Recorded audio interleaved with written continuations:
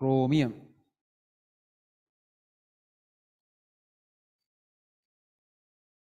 විසි 4 පරමාණු ක්‍රමාංකය.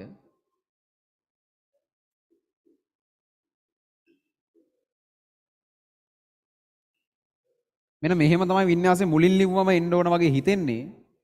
හැබැයි මේක පස්සේ සංශෝධනය වෙනවා 3D5 4S1 විදිහට. විචල්්‍ය ඔක්සිකරණාංක කියනකොට කලාතුරකින් ධන 1 පෙන්වන්න පුළුවන්.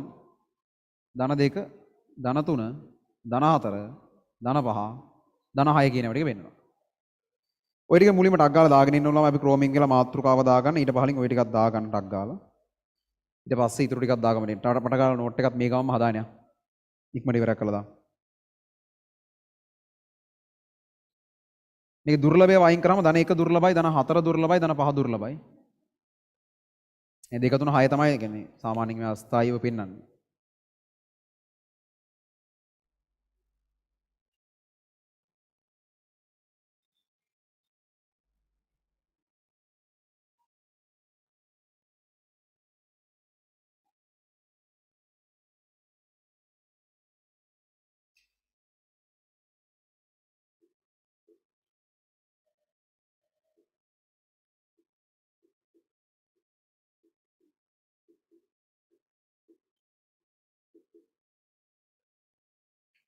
ක්‍රෝමියම්ගේ වඩාත් සුලභ ඔක්සිකරණාංකය ධන 3. මෙයා ජලීය ද්‍රාවණයක නිදහසේම ඉන්නේ ධන 3 විදිහට.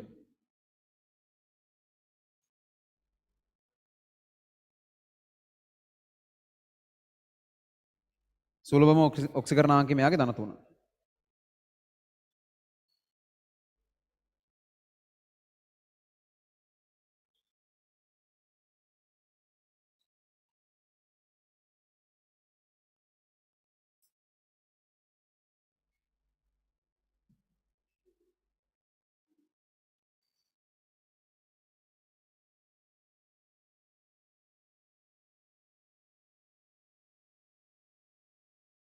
හරි මෙතන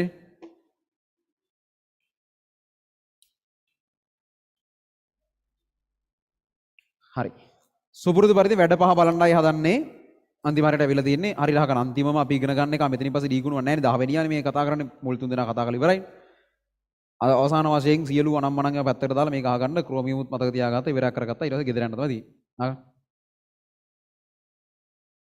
ක්‍රෝමියම් 3+ ගේ පොඩි අමුතු කේස් එකක් තියෙනවා දැන් ක්‍රෝමියම් 3+ නිකම්ම ජලීය ද්‍රාවණයක ඉන්නකොට නම් එයා දම් පාටයි. ක්‍රෝමියම් 3+ නිකම්ම ජලීය ද්‍රාවණයක ඉන්නකොට දම් පාටයි. හැබැයි මොකක් හරි රසායනික ප්‍රතික්‍රියාවකින් ඔක්සිහරණය වෙලා වගේ එන Cr3+ එකක් නම් කොළ පාටයි. මම ඒක වෙනම තරුවක් දාලා වෙනම ලියන්න දෙනවා. අන්න එහෙම වෙනසක් තියෙනවා ළමයි. ඒ කියන්නේ නිකම්ම අපි ගත්තොත් ක්‍රෝමියම් 3+ ගේ ජලීය ද්‍රාවණයක් ඒක දම් පාටයි. හරි. එහෙම නැතුව කිසියම් රසායනික ප්‍රතික්‍රියාවකින් ඔක්සිහරණය වෙලා දැන් ක්‍රෝමේට් ඔක්සිහරණය වෙලා Cr3+ ඒ වගේ තැනකදී හම්බෙන ක්‍රෝමියම් 3+ එක කොළ පාටයි. ඒ ඇයි එහෙම වෙන්නේ? ඒක එකම ක්‍රෝමියම් 3+ පාට දෙකක් නේ. එකම ක්‍රෝමියම් කෙනෙක් ඉරණම් දෙකක්. ඇයි ඒ? හරි. ඒකට හේතුවක් තියෙනවා පස්සේ කියනවා ඊළඟට කියනවා. දැනට කොහොම හරි මේක දම් පාට ඔරිජිනල් එක දම් පාටයි ප්‍රතික්‍රියාව වෙනවනම් කොළ පාටයි කියලා මතක තියාගන්න ඕන. මේකට පළවෙනිට කරන්නේ අර සාමාන්‍ය පළවෙනි වැඩේ මේකේ පාට බලනවා ඊට පස්සේ ක්‍රමයෙන් OH- දානවානේ. එහෙම නැත්නම් ඕකම අපිට අර ක්‍රමයෙන් ඇමෝනියා දානවා කියන්නත් පුළුවන්. එහෙම තමයි ඊට පස්සේ ආ පැත්තෙන් හම්බ වෙනවා ක්‍රෝමියම්ගේ හයිඩ්‍රොක්සයිඩ් එක CrOH3 මේ අවක්ෂේපයක්. මෙයාගේ පාට ළමයි අපි කියන්නේ නිල් කොළ පාටයි කියලා. දැන් මෙයා දම් පාටයි මේක නිල් කොළ පාටයි. ලොකුවටම සෙට් නෑ හැබැයිනේ. නමුත් කැටායන විශ්ලේෂණ තුන්වෙනි කාණ්ඩෙත් අපිට හම්බෙච්ච කෙනෙක් නිසා සාමාන්‍යයෙන් මෙතන අර ආයාසෙන් කියලා ලොකුවට මතක තියාගන්න දෙයක්වත් නෑ. CrOH3 කෙනෙක් නා කැටායන විශ්ලේෂණ තුන්වෙනි කාණ්ඩෙත් අපි දැකලා තියෙනවා. එතනදිත් මම කිව්වා CrOH3 ට තියෙන්නේ ප්‍රධාන පක්ෂ දෙකේ පාට නිල් කොළ පාට කියලා. හරි. එතකොට ඒක එතනින් හරි. දෙවෙනි වැඩෙත් ඉවරයි. තුන්වෙනි වැඩේ මොකද්ද? තුන්වෙනි වැඩේ මොකද්ද? වැඩිපුර භස්ම දාන එක. දැන් වැඩිපුර භස්මයක ප්‍රතික්‍රියා කරනවා කියලා අපි කිව්වේ දෙන්නයිනේ. වැඩිපුර භස්මයක ප්‍රතික්‍රියා කරන එක කරන්නේ දෙන්නයි. ඒතර ඒ දෙන්නගේ එක්කෙනෙක්නේ ක්‍රෝමියම් නේ සිංක් සහ ක්‍රෝමියම්. ආනම් ක්‍රෝමියම් වැඩිපුර භස්මයක ප්‍රතික්‍රියා කරනවා. යන්තම් අන්න තියෙනවා ආයසරයක්. මෙහෙම දිගට දාමු. වැඩිපුර OH- එක මෙයා ප්‍රතික්‍රියා කරාම එහා පැත්තෙන් හදනවා තමයි CrOH6 හයක් එක්ක 3 කියලා එකක් හදනවා. හරි. හරිනේ දැන් OH 3යි තියෙන්නේ. තව තුනක් පෙරේතකමට අරගෙන OH6 3 කියලා එකක් හදනවා. මේක ජලීය ද්‍රාවණයක්. ඒක ඇවිල්ලා කොළ පාට ද්‍රාවණයක්. මේක කොළ පාට. පැහැදිලි කොළ පාට ද්‍රාවණයක් තමයි. දැන් අන්න ක්‍රෝමියම් කියන එක තමයි වැඩිපුර OH- එක ප්‍රතික්‍රියා කරන ඊගාව එක. එයාගේ තියෙන නිරීක්ෂණය තමයි සාමාන්‍ය හයිඩ්‍රොක්සයිඩ් අවක්සයිඩ් වැඩිපුර රශ්මියක් දැම්මට පස්සේ ඒක තව ක්‍රෝමියම්ලා තව හයිඩ්‍රොක්සයිඩ්ලා තුනක් අරගෙන අන්න විතර ක්‍රෝමියම් 6ක් එක ටිකක් ලොකු අමුතු සංඝ සංකීර්ණයක් හදනවා. සිංක් කරෙත් සිංකුත් ඔය වගේ වැඩක් කරා මතකද? OH දෙකක් තිබ්බ තව දෙකක් අරන් හතරක් කරගත්තා. ක්‍රෝමියම්ගේ OH තුනක් තියෙනවා තව තුනක් අරන් හයක් කරගන්නවා. අර එක රිදම් එකක් තියෙනවා. පාට කොළ පාට පැහැදිලි ද්‍රාවණයකට තමයි යන්නේ. හැබැයි මේ කෑල්ල ඔයාලගේ සිලබස් එකේ අන්තර්ගත කරලා නැහැ. එහෙනම් අමතක වුණාට කමක් නැහැ. හරිද? ඒක අමතක වුණාට අවුලක් නැහැ. පුළුවන් හැබැයි මතක තියාගන්න. ඊළඟට දැන් අර වැඩිපුර ඇමෝනියා දාන්න එපේ. වැඩිපුර භස්ම දාන එක බැලුවා. වැඩිපුර ඇමෝනියා දාන එක නම් වැඩිපුර තනුක ඇමෝනියා එක්ක මුකුත් වෙන්නේ නැහැ කියලා දැන් ගන්න. කොහොමද තනුක ඇමෝනියා එක ඇත්තටම ක්‍රෝමියම් මුකුත් කරන්නේ නැහැ. සාන්ද්‍ර ඇමෝනියා වගේ ගොඩාක් වැඩිපුර දැම්මොත් මෙයා ඇමීන් සංකීර්ණයක් හදන්න පුළුවන්. ඒ නිල්දම් කියලා කියනවා. ඒකත් කහ නිල් වෙන කහ පාටට පේන අවස්ථා තියෙනවා. උෂ්ණත්ව වෙනස් වෙද්දී පාට වෙනස් වෙන හරිම මේ විකාරයක් තමයි ක්‍රෝමියම්ගේ ඇමීන් සංකීර්ණ කියලා කියන්නේ. ඒක කොහොමද තනුක ඇමෝනියා එක හැදෙන්නේ නැහැ. අපි අධ්‍යයනය කරන්නේ තනුක ඇමෝනියා එක්ක කරන දේවල් විතරක් නිසා කොහොමවත් ප්‍රශ්නයක් නැහැ. සාන්ද්‍ර ඇමෝනියා එක්ක නම් හැදෙනවා. හැබැයි ඒත් ඒක අපේ සිලබස් එකේ අපිට ප්‍රශ්න කරන තරක් නෙවෙයි. ඒ හින්දා ඒක ගැන බය වෙන්න එපා. අපි කියන්නේ ක්‍රෝමියම්ට ඇමෝනියා එක්ක සංකීර්ණ නැහැ කියන ඒ තැන තමයි අපි ඉන්නේ. ක්‍රෝමියම්ට ඇමෝනියා සංකීර්ණ නැහැ. හරි. මම කොහොමද කිව්වේ අන්තිම 4 දෙනා විතරනේ ඇමෝනියා එක මොනවා හරි කරනවා කියලා කිව්වේ.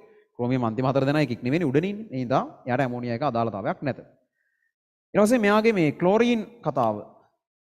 සාන්ද්‍ර Cl- දැම්මහම Cl6 3- කියලා එකක් මෙයා හදනවා. ඒකේ පාට ඇවිල්ලා ඒකත් අර කොබෝල්ට් වගේ පාට එහෙම පොඩ්ඩක් මාරු කරගත්ත එක්කනේ මෙයාට නිල්දම් පාටක් තියෙන බෑ ආයම සරයක් ළමයි මේ කොටසක් ඔයාලගේ සිලබස් එකේ අයින් කරලා තියෙනවා. ඒකට ක්‍රෝමියම්ගේ ගොඩාක් දේවල් අයින් කරලා තියෙනවා. ක්‍රෝමියම්ගේ ඇමින් සංකීර්ණයක් ඇත්තටම පොඩි සංකීර්ණ කතාවක් තියෙනවා ඒක අයින් කරලා තියෙනවා. වැඩිපුර බස්මත් එක ක්‍රෝමියම්ට මෙන්න මෙහෙම වෙනවායි කියන එක දැනගෙන ඉන්න ඕනේ ඒකත් අයින් කරලා තියෙනවා. වැඩිපුර ක්ලෝරයිඩ් එක ක්‍රෝමියම් මෙන්න මෙහෙම සංකීර්ණයක් හදනවා ඒක නිල් පාටයි ඒකේ ක්ලෝරින් 6ක් ඉන්නවා සංගතාංගය වශයෙන් ඒවත් අයින් කරලා තියෙනවා. ඒක මම කියන්නේ සාමාන්‍යයෙන් ක්ලෝරින් 4ක් එක්ක කියලානේ හැමතිස්සෙම හදන්නේ. මෙතන පොඩි අවුලක් තියෙනවා 6ක් එක හදන අවස්ථාවක් තියෙනවා. නමුත් ඒක සිලබස් එකේ නැති කතාවනේ. ඒ නිසා මේ මම වරහන් ඇතුළට දාලා තියෙන දේවල් පාඩම් කරන්න අවශ්‍ය නැහැ. නිකමට අර අපි හැම එකේම දේවල් පහ ගානේ බලමු නිසා නෝට් එක කම්ප්ලීට් වෙනවා වගේ ලියමු.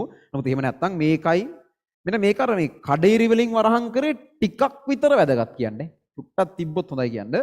මේක නෑ. මේක නෑ කියලා තමයි ගන්න. ඔක තමයි ක්‍රෝමියම්ගේ වැඩ පහයිට අමතරව තව පොඩි දේවල් ටිකක් ලියන්න තියෙනවා. ටක් ගාලා මේක මුලින් දාගෙන ඉන්න. ඊට පස්සේ අපි මේ ක්‍රෝමියම්ගේ විශේෂ කාරණා ටිකක් දාමු.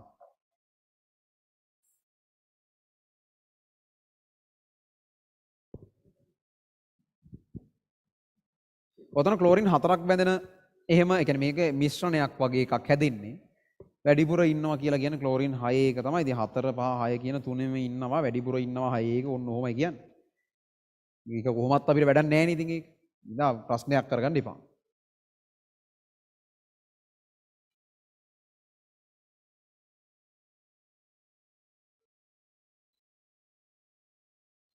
එනේ 4ත් හරි 4 5 6 කියන තුනේම මිශ්‍රණයක් තමයි මෙතන ඉන්නකොට ඉන්නේ. ඒක ප්‍රශ්නයක් නෑ ඉතින්.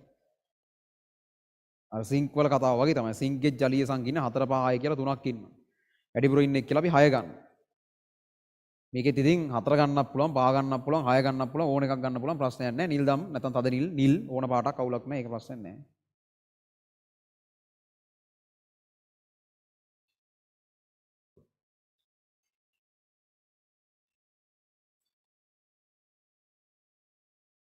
අර කොබෝල්ට්ගේ ක්ලෝරයිඩ් සංකීර්ණ පාටම තමයි මෙයාත් පෙන්වන්නේ. ඉතින් අපිට නැති නිසා ප්‍රශ්නයක් නැහැ.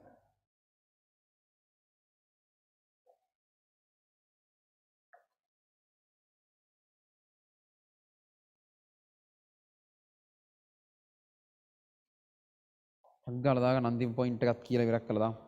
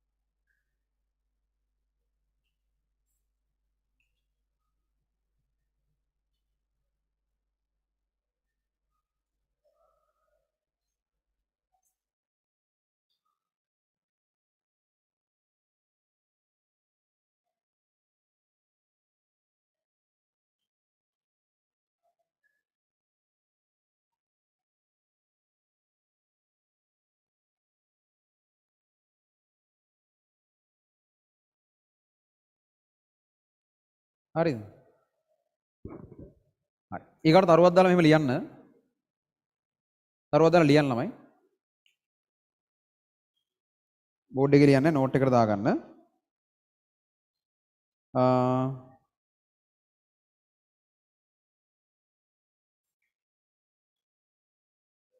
ධන 6 ඔක්සිකරණ අංකයේ සහිත ධන 6 ඔක්සිකරණ අංකයේ සහිත ධන 6 ඔක්සිකරණ අංකය සහිත ඔක්සෝ ඇනායන දෙකකි. ඔක්සෝ ඇනායන දෙකකි.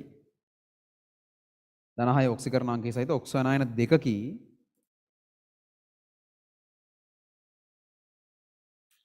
කියලා දාලා 1 2 කියලා මේ දෙන්නම දාගන්න.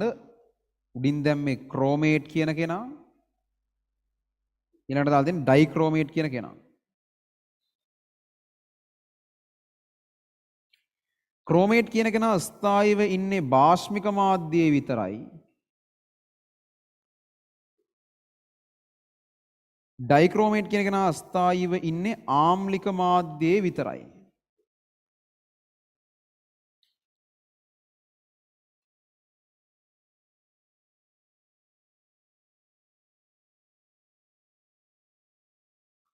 එතන ඉඳ නැහැ.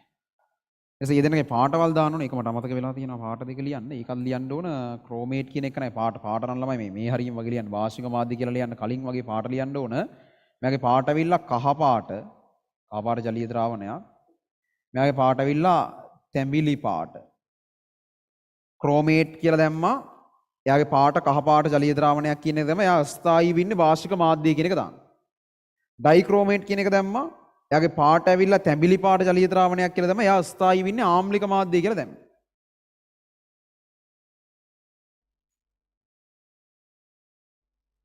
ක්‍රෝමේට් CrO4 2- එක තනි ක්‍රෝමියම් එකේ එක කහ පාටයි වාර්ෂික මාධ්‍ය. මේව නම් ඉතින් දන්නවනේ හැමදාම අපිට මේ ඩයික්‍රෝමේට් ක්‍රෝමේට් ලයි පාට කොච්චරනම් මීට කලින් අහුවෙලා තියෙනවද ඉනෝගනික් වල කලින් 15 වෙනි ගාන 16 වෙනි ගාන හැමදාම හම්බුණා. තැඹිලි පාටයි ආම්ලික මාධ්‍ය කියලා දැම්මා.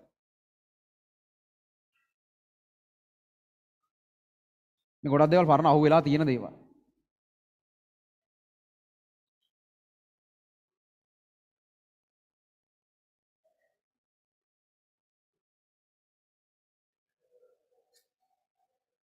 හරි අහන්න මේ දෙන්න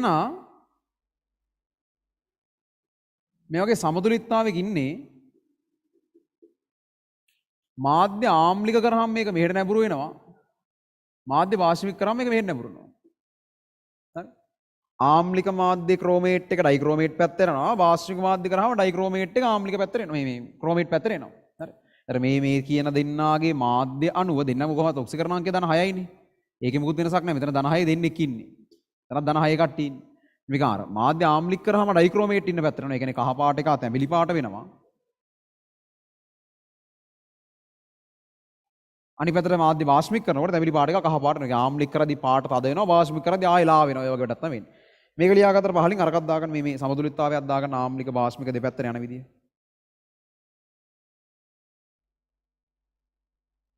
ක්‍රීම් සෝඩායි ඔරෙන්ජ් ක්‍රෂ් වගේ. ඔව්නේ.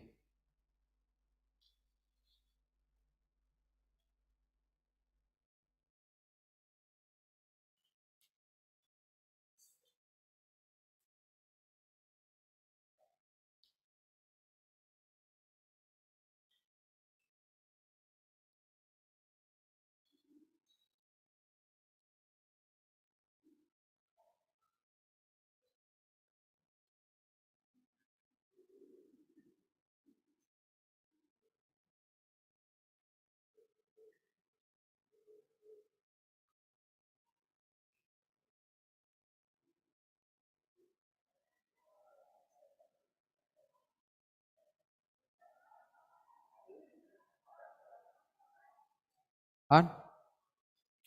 සද්ද නවත්ත. ඉක්මනට සද්ද නවත්ත.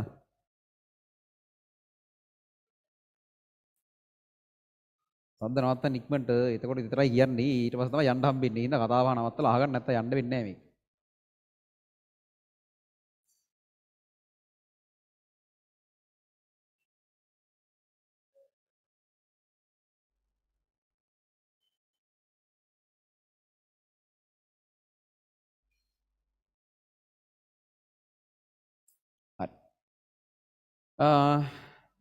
මේගොල්ලන්ගේ පාටවල් ටික මේ ක්‍රෝමියම්ගේ ජනප්‍රිය ඔක්සයිඩ් කීප එක පාටවල් කියන්නේ Cr2O3 කලින් දැකලා තියෙනවා මොන පාටද? ධන තුනේ ඔක්සයිඩ් එක.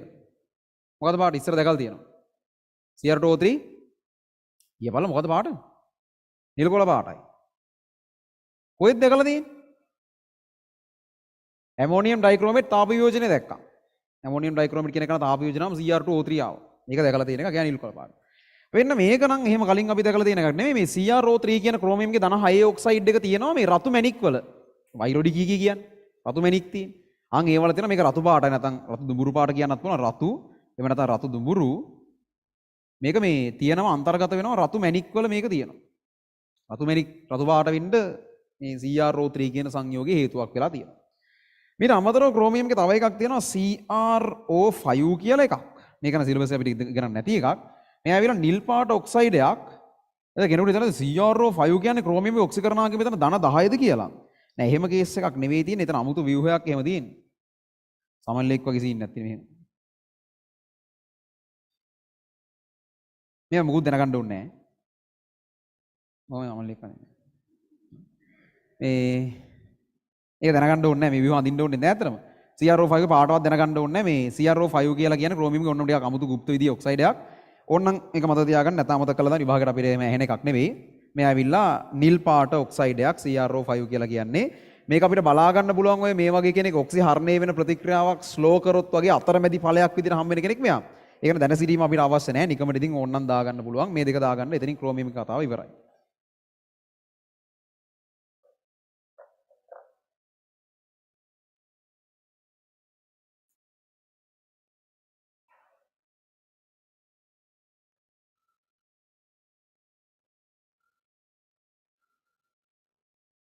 හරි. ඒ ටික දාන්න ටක් ගන්න. එකමාර වුණානේ. හරි. එතකොට දැන් ඉතුරු වෙලා තියෙන ටික මොනවද? ඒක කොහොමද වෙන්නේ කියන එක පටස් කාලා කියලා යවන්නම්. අපිට ඉතුරු වෙලා තියෙනවා D ගුණුවේ අයන වල හඳුනා ගැනීම කියලා Cr3+ ගේ හඳුනා ගැනීමේ ප්‍රැක්ටිකල් එකක් තියෙනවා. යකඩවල ෆෙරිසයනයිඩ් සංකීර්ණ වල ප්‍රැක්ටිකල් එකක් තියෙනවා. කොපර් වල එක නම් දැනටම කරලා තියෙන. ඒකත් ඒනට ආයසරයක් ලියනවා. ඒ තුන තියෙනවා.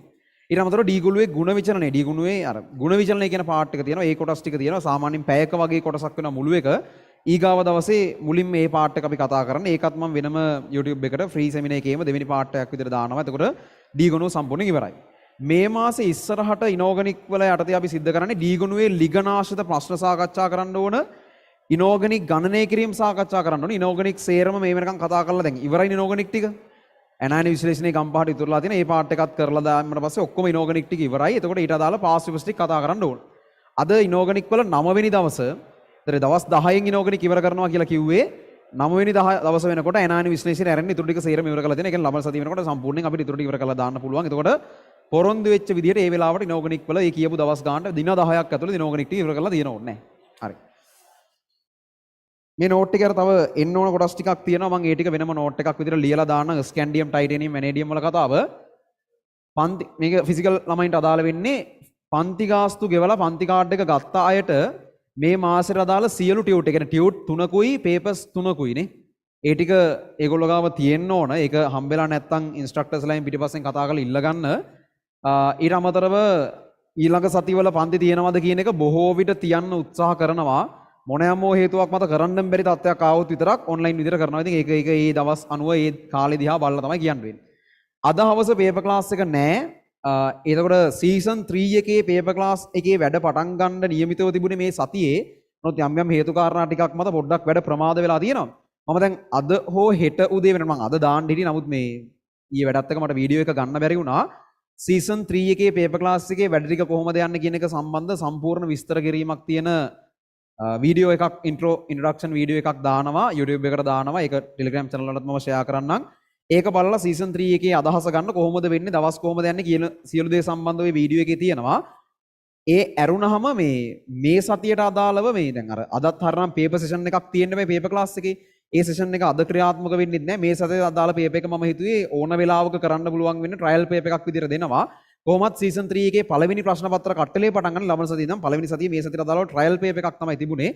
වීඩියෝ එක දාන්න නැතුව ඒක දාගන්න බැරි ප්‍රශ්නයක් තියෙනවා. මම හෙට වෙනකොට වගේ වීඩියෝ එක කරලා ඉන්ට්‍රොඩක්ෂන් එක දාන්නම්. ඊට පස්සේ හෙටම ට්‍රයිල් පේපර් එක නිකන් ඔන්ලයින් ඕන ළමයෙකුට කරන්න පුළුවන් වෙන්න දානවා. ෆිසිකල් ළමයි වුණත් ඔන්ලයින් ළමයි වුණත් හැමෝම මේක ඔන්ලයින් කරන්න ඕනේ.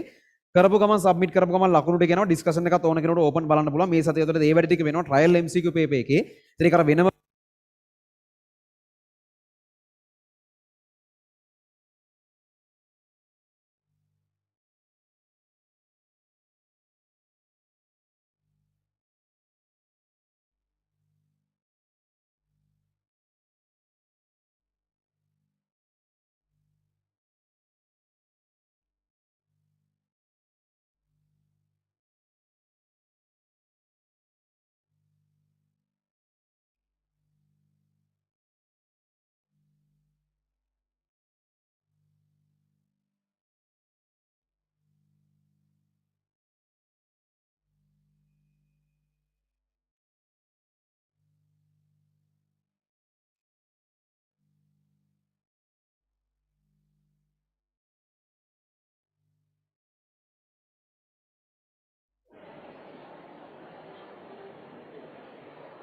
හරි.